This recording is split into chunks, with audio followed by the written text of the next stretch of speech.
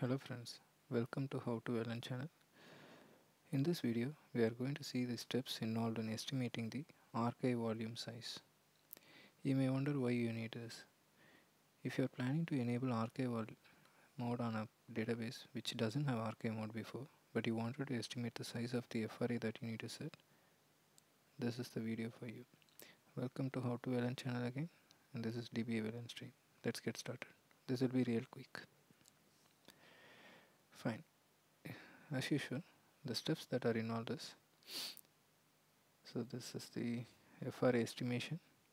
So the method that we are going to use to estimate the capacity is to probe your database alert log. We are going to query your alert log to find out how many redo switches has happened in the past. Okay, the query involved are, you have three queries.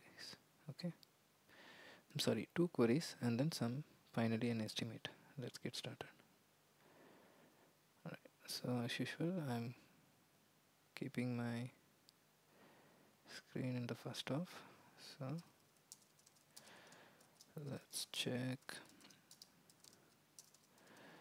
I'm just going to rerun only for this video because I already finished estimating for me this database. Also, I enabled the archvielog mode. You may look at how to enable archvielog mode in my previous video. This is a continuation of that video. Right, let me set some formats. You will get the URL for this queries in the video comment or the video description.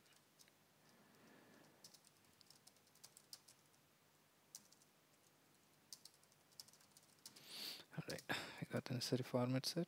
Let's get going. Okay, what does this query do?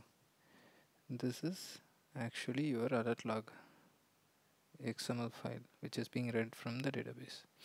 If you are in, I think from 11G itself you have this view, because 11G onwards you have ADRCI, so which has XML and normal trace file, alert log file. So text based file and XML file both are available. So you can check for 11G, but 12C onwards I'm very sure it is available. Okay, and if you see here, this is the minimum timestamp from when until the maximum timestamp until when I have my alert log available. I have nearly 30 archvielog switches happened. Not archvielog, redo log switches happened from this date to this date. But it's very quite minimal, right? Because it's my test system. So the second query, we need to find out how many such switch happen per day, and that is this query. Going to tell you. Okay, so if you look at this query, I'm finding out my maximum size of my redo log, and then I am truncating my information from the alert log by date, and then getting my max, min, max and average, and then multiplying that by the redo log size. So I get how many redo log switches happened in a day minimum. For the minimum size, how much I will need? 50 MB of archive per day I will be generating. How many maximum count I generated? 27. And how much I will need? 1350. How much in average I generated size? I will be generating 500 megabytes, which is 10 archive switches per day or something like that. 10 redo log switches per day or so, something like that. So 500 megabytes I will be generating per day is what my query says.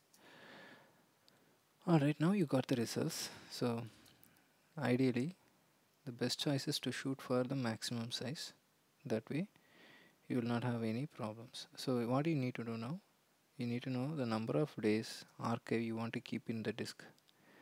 I would suggest, for me, in my case, I want to keep 7 days worth of archive in the disk. So I need to ensure at least I need to have 7 into 1350, which is my max, which is, so I am getting it close to 9450 MB. To keep my FRA utilized at 80% max, I just need to multiply this by 100 by 80, then I'll get 11812 megabytes.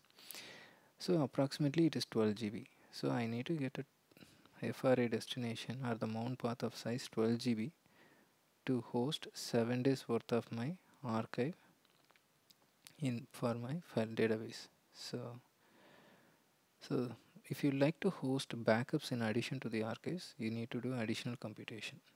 Okay, we will see that in the next video. Thank you for your time. Thanks for joining with me. If you like this video, give me a thumbs up and subscribe to How to VLAN channel. Thank you. Bye.